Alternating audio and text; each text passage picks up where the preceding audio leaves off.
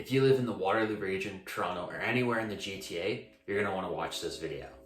For those of you who don't know who I am, my name is Dillon Doucette. I'm a real estate agent servicing the Kitchener Waterloo region with Red and White Realty. I utilize social media and modern technology to help people buy and sell property in the Waterloo region. In this video, I do a detailed breakdown of the difference between the Waterloo region and Toronto, talking about housing, transportation, entertainment, and lifestyle, breaking it down to figure out what city is best for you. To start off, I want to go over housing. Regardless of whether you live in Kitchener Waterloo or Toronto, housing is going to be your biggest expense. Housing can be categorized into two different sections: renting and home ownership. The average rent in Toronto for a 2-bedroom apartment is over $3,000 a month, compared to $2,150 a month in Kitchener. And for a 1-bedroom, it's $2,500 a month in Toronto and $1,800 a month in Kitchener. There's a huge difference. And one thing also to just disclose is that that is for Kitchener, not the entire region. The region would be pretty close to that average as well. Where the big difference lies is in housing itself, in home ownership. The average home price in Toronto as of November 2022, when I'm filming this, is $1.1 million, compared to $760,000 in Kitchener. That's a $350,000+ difference between the two cities. Utilities is another expense you're going to incur. If you're a homeowner, it's almost guaranteed you're going to be paying utilities, and if you're renting, oftentimes it's in the agreement of lease that you have to pay utilities on top of your rent. Sometimes it's included, but a lot of times we are seeing tenants paying the utilities on top of the rent. Utilities are pretty similar, and it was pretty difficult to pin down an exact number because there's so many different variables in terms of the efficiency of the home size, and different factors like that, but it's pretty close. To my understanding, Toronto might be a little bit more in terms of the percentages that they charge per kilowatt hour and different things for water, sewer, all that stuff, electricity. But there's kind of a trade-off because in Kitchener-Waterloo, home prices are less. So if you have a budget of $1 million, that's the difference between owning a detached home and a condo. So if you're owning a larger property in the suburbs, it's a larger home to heat, which is going to be more utility cost for you. Now, if you do go down the route of home ownership, you're going to be paying property taxes. And this is where it can get interesting, because in Kitchener-Waterloo, the property tax rates, depending on which city you're in, varies between 1.14 and 1.23% of the home's assessed value, compared to 0.63 in Toronto. That's almost half the percentage in Toronto than it is in Kitchener-Waterloo, which is kind of surprising because normally stuff in Toronto is way more expensive. But I have a reason in my mind on why I think this is. Since home prices in Toronto are so much more, the assessed values would be a lot more. So in Kitchener-Waterloo, the average home is in the $700,000 range. Your assessed value is going to be between $300,000 and $400,000 on average. In Toronto, it would be significantly more. So you're paying a lower percentage, but on a higher assessed value. I still think property taxes could be a little bit less, but it's probably pretty close in that regard, but the percentages are a lot less. The other tax that you're going to incur when purchasing property anywhere in this country is going to be land transfer tax. Ontario has a provincial land transfer tax that's kind of similar to income tax and how it's calculated. The lesser the amount of the home that you're buying and its value, the less the percent. So if you're buying a really cheap property, your percentage might only be 0.5%, but it can go up to 2+% on high-end properties. So in Kitchener-Waterloo, you just pay the provincial Ontario land transfer tax. Compared to Toronto, you pay a municipal and a provincial, which is the same percentage, so you're paying the same tax twice essentially.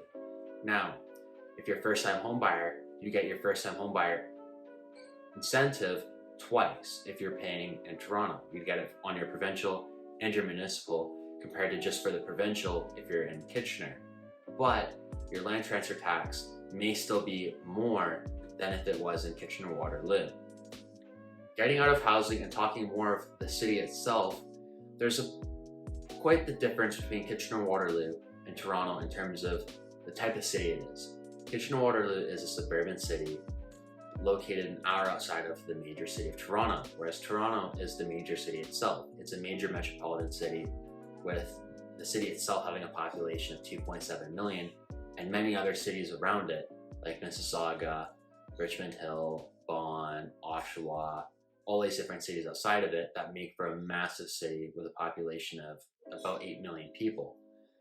In Toronto itself, there is a very high population density, about 4,500 people per square kilometer, compared to Kitchener at 1,700 people per square kilometer.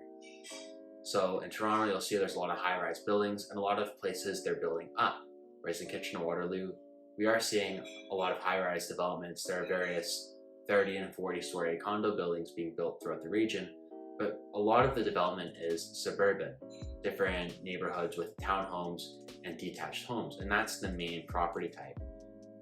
Whereas Toronto, it's a lot of condo living. This also plays into how you're going to be going about your day and transportation. Transportation is very important. People need to move. You got to go to work, you got to go to the store. People are going to be moving around. And the way that this is done varies from city to city. In Toronto, there's a much stronger dependence on public transportation. If you've been through downtown Toronto or any of the urban parts, it's a mess. There's lots of traffic, lots of construction, and from a lot of people I know that live in Toronto, they always complain about gridlock traffic and not being able to get around a lot. It's a different story in Kitchener Waterloo. There isn't tons of traffic or traffic jams. It's very suburban. You can drive anywhere throughout the region, and most people own a car in the Kitchener Waterloo region. Some people that live in more urban parts of the region, like uptown Waterloo or downtown Kitchener, sometimes don't own a car and will just walk or bike because they're close to the amenities. But a large part of Kitchener Waterloo is suburbia and is car dependent. And if you look at walk scores in the region, this coincides with it. A lot of these neighborhoods, you might have to drive 2 or 3 kilometers to get to your local grocery store, which in an environment like Canada where there's snow and cold weather, you can't exactly walk or bike that in the middle of winter. Compared to Toronto, you have subways, streetcars, people taking Ubers, and as well a lot of things within walkability. So it's a different lifestyle in terms of how people move around. There are still a lot of people that own cars in Toronto, and as I said earlier, there's a large suburbia, but even when you drive through there, there's a lot of traffic. Through my own personal experience, I find whenever I go into Toronto, you're always stuck in traffic. You know, you're bumper to bumper, someone's honking your horn, and it's not like that in Kitchener Waterloo. It's pretty lax when it comes to driving.